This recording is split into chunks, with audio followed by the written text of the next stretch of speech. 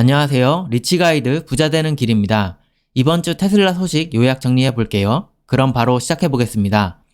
중국에서 날아든 소식 중에 수요와 관련된 소식을 보도록 하겠습니다. 중국의 하이난성은 중국 자치구 중에서 처음으로 2030년부터 내연기관 차량 판매가 금지된다고 합니다. 이러한 조치로 인해 지금 차를 사려던 사람들도 내연기관 차를 사려던 것을 멈칫할 수 있겠죠. 전기차 수요를 늘릴 수 있을 것이라고 봅니다. 그리고 베이징시에서는 노후된 차량을 폐기하고 신에너지 차량을 구매할 때 주는 보조금을 늘렸는데요. 이전에 비해 1만 위안, 한화로 약 180만 원 정도 더 보조금을 받게 됨으로써 중국에서의 수요에 약간의 증가가 있을 것으로 보입니다. 이보다 더 중요한 소식이 있었습니다. 대신 이것은 3분기 실적에 영향을 미치는 것은 아니지만 대박 소식이라고 보여집니다. 바로 7인승 모델 Y, 일명 해치백인 것 같아요. 2024년 4분기부터 중국에 출시될 것이라는 소식입니다. 7인승이라는 점에서 이전에 5인승 모델 Y와 타겟팅하는 고객이 약간 다를 것이기 때문에 추가적인 테슬라 전기차 수요가 4분기에 일어날 가능성이 생겼습니다. 그리고 모델 Y 주니퍼가 내년 1분기에 미국에서 출시될 수 있다고 하네요. 예전에 머스크가 주니퍼는 올해 내에 안 낸다고 했었죠. 그게 내년 1분기로 추정되는 것 같습니다. 그리고 중국에서 원래 8월 말까지만 진행하던 제로금리 프로모션을 9월 말까지 연장한다고 발표했습니다. 제 생각엔 이 프로모션을 고금리인 상황까지는 지속할 것 같은데 계속 이번 달까지만 하고 프로모션 끝낼 것처럼 하면서 한 달씩 늘려나가는 전략을 구사하고 있는 것 같습니다. 그래야 사람들이 더 구매를 하려고 하겠죠? 중국 판매량에 대한 발표가 나왔는데요.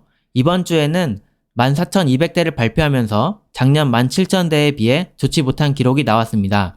그래서 작년의 기록을 따라잡기 위해서는 8,400대의 격차가 발생한 상황입니다.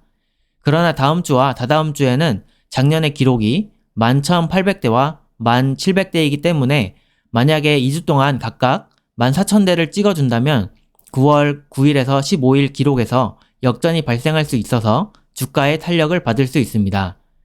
다음으로 미국으로 넘어가 보겠습니다. 미국에서 레퍼럴 프로그램을 새로이 진행한다고 했습니다. 레퍼럴 프로그램이라는 것은 만약에 테슬라를 구매한 사람이 다른 사람에게 테슬라 차를 사라고 이메일을 보냅니다.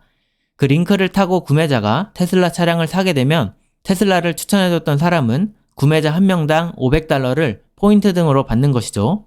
그런 포인트들로 슈퍼차저 충전이나 소프트웨어, 굿즈를 살 수 있는 겁니다.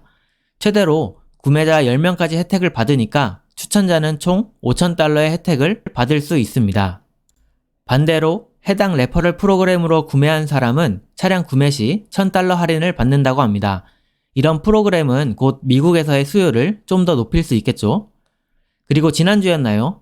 콜로라도 주에서 주정부 전기차 할인 인센티브가 주어진다고 했는데 거기에 이 레퍼럴 프로그램을 활용하고 가스 절약까지 받으면 모델3 롱레인지 RWD를 $12,000에 살 수 있다네요.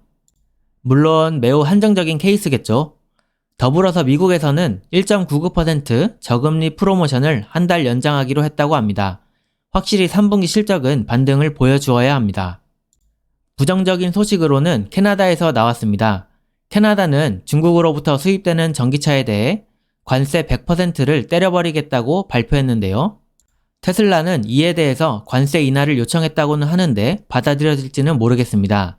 이에 대한 해결책으로는 미국에서 만든 테슬라 차를 캐나다로 수출하는 것인데요. 그럴 여력이 될지는 모르겠습니다. 아무튼 긍정적이지는 않은 소식입니다. 그래서 캐나다에서도 프로모션을 진행하기로 했는데요. 9월 말까지 인도되는 차량에 대해서 1.99%의 저금리 대출을 지원해준다고 합니다. 그리고 미국과 마찬가지로 레퍼럴 제도를 시행하는데 최대 130만원까지 할인을 받을 수 있다고 하네요. 캐나다에서의 수요 감소를 최대한 막으려는 노력 같습니다. 유럽과 관련해서 하나 보자면요.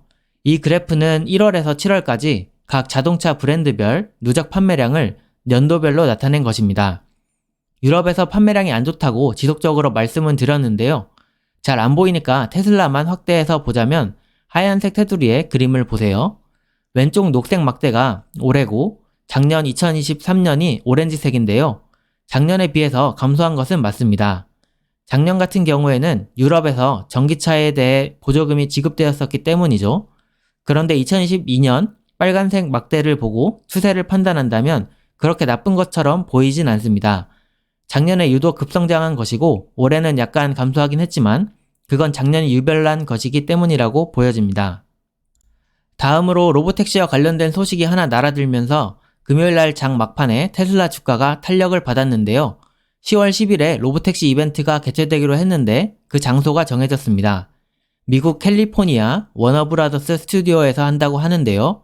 이번에는 연기 없이 진행된다고 하고 저번에 뭔가 기능을 추가하고 디자인을 변경하느라 일정을 미뤘는데 더 완벽한 모습을 보여주기를 기대해봅니다. 사이버트럭의 FSD와 관련해서 9월에 출시된다고 했었는데요. 지금은 사이버트럭의 주차를 돕는 비전 파크 어시스트가 출시되었다고 합니다. 아무래도 사이버트럭이 크기가 크기 때문에 주차에 어려움이 있기 마련이죠.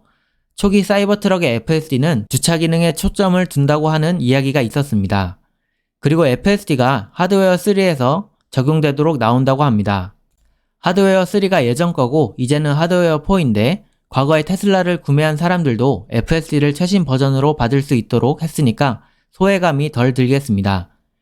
8월 26일에는 기가 텍사스 남부에 새로 확장 공사를 해서 엔비디아의 H100을 들여놓는다던 GPU 클러스터를 공개했습니다. 내부에 굉장히 많은 렉이 설치되어 있는 모습을 볼 수 있었고 이를 통해서 테슬라의 FSD 트레이닝이 한층 더 빠른 속도로 진행될 것으로 보입니다. 슈퍼차저 관련된 소식으로 넘어가자면 테슬라가 뉴욕에 부지를 매입했는데요.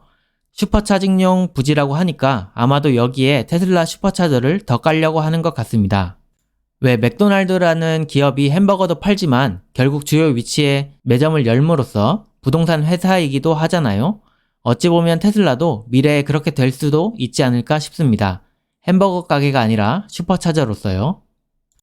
앞으로는 상당수의 전기차 제조 회사가 테슬라의 NACS 방식을 따라 충전할 수 있도록 제작되어 나올 텐데요. 그 전까지는 테슬라가 다른 회사의 차량이 NACS 충전 방식에 접근하도록 어댑터를 만들어서 주고 있습니다. 그런데 그 공급이 아직 부족해서 충전망 개방이 좀 지연되고 있다고 합니다. 하지만 이 부분은 차츰 해결될 것이고 결국 내년부터는 이런 어댑터가 없이 모두가 슈퍼차저에 접근이 가능하게 되어 슈퍼차저 서비스 매출이 급증하는 시점이 올 겁니다. 마지막 소식은 테슬라 에너지 분야에서 호주의 퀸즐랜드에 추가적인 계약을 수주했다는 내용이고 레스롭 공장도 열심히 램프업을 하고 있다는 소식입니다. 마지막으로 주가 전망을 볼게요. 9월은 모두가 아시다시피 계절적으로 증시가 많이 떨어지는 달입니다. 그래서 어느 정도 리스크 관리가 필요할 것 같은데요. 여기 보이는 그림은 각 월을 전반기 후반기로 나눴을 때 2주간의 수익률 평균을 나타냅니다. 보시면 왼쪽 빨간색 박스인 9월 첫째 주도 안 좋긴 하지만 오른쪽 빨간색 박스 친 것은 9월 둘째 주인데 가장 최악이죠. 골드만삭스의 스콧 럼너라는 사람은 9월 16일까지는 매우 긍정적인 흐름이 펼쳐질 것이라고 전망하고 있고 그 이후로는 자사주 매입, 시스템 펀드 매수, 개인 자금 유입이라고 보고 있는데요. 그래서 저도 9월 둘째 주까지는 등락은 있겠지만 상승 흐름을 펼치다가 9월 17, 18일에 있는 FOMC를 기점으로 최악의 장이 펼쳐지지 않을까 예상해 봅니다. 그래서 리스크 관리가 필요한 달이라고 보고 있고 이 변동성은 10월까지 이어질 것 같습니다. 테슬라 주가는 현재 파란색 라인과 보라색 라인의 삼각 수렴의 상단에 위치해 있기 때문에 다음 주쯤에서 방향성이 나올 것이라고 보여집니다. 저는 증시 흐름에 따라 중국 판매량 호조 등에 따라 9월 중순까지 상방을 보고 있습니다. 그래서 최소 230달러까지는 갈 것 같고 만약 9월 10일에 있는 대선 토론에서 트럼프가 토론을 더 잘했다는 평이 나오면서 정치 테마주처럼 움직인다면 지난 자리 갭인 247달러를 한번 메꿀 수도 있지 않을까 예상해 봅니다. 지켜봐야겠습니다. 하지만 그 후엔 증시 조정이 나타나면서 9월 하반기는 하락이 펼쳐질 것이라 예상해 봅니다. 참고로 마지막에 보여준 이 차트는 finbiz.com에 가서 해당 종목을 검색하면 추세선 같은 것이 그려져 있더라고요.